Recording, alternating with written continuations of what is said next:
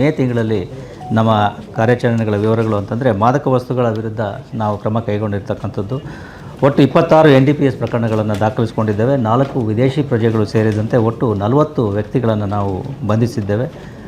52 kgಯಷ್ಟು ಗಾಂಜಾ, ಆಮೇಲೆ 2 kgಯಷ್ಟು ಹಶೀಶ್, 741 ಗ್ರಾಮ್ನಷ್ಟು ಚರಸ್, 5 ಗ್ರಾಮ್ನಷ್ಟು ಕೊಕೇನ್, 1 kgಯಷ್ಟು MDMA, ಹೀಗೆ ಅನೇಕ ಮಾದಕ ವಸ್ತುಗಳನ್ನು ನಾವು ವಶಪಡಿಸಿಕೊಂಡಿದ್ದೇವೆ.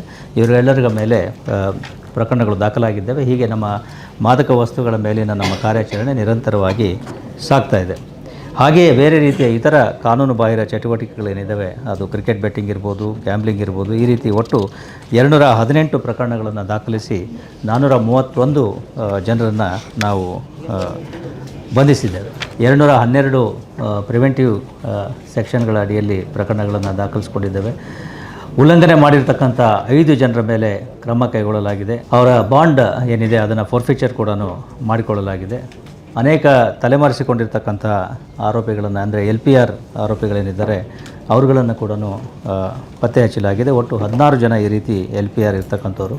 92ರ ಒಂದು ಕೇಸನ್ನು ಇಟ್ಕೊಂಡು ಇದುವರೆಗೆ ಒಟ್ಟು 16 ಜನ ಈ ರೀತಿ LPR ಪ್ರಕರಣಗಳೇನು ಅಂದರೆ ನ್ಯಾಯಾಂಗ ಇದಕ್ಕೇನು ವ್ಯವಸ್ಥೆಗೇನೆ ಅವರು ಹಾಜರಾಗದೆ ತಪ್ಪಿಸ್ಕೊಂಡೇನು ಓಡಾಡ್ತಾಯಿದ್ರು, ಅವರುಗಳನ್ನು ಪತ್ತೆ ಹಚ್ಚಿ ನ್ಯಾಯಾಲಯಗಳ ಮುಂದೆ ಹಾಜರುಪಡಿಸಲಾಗಿದೆ.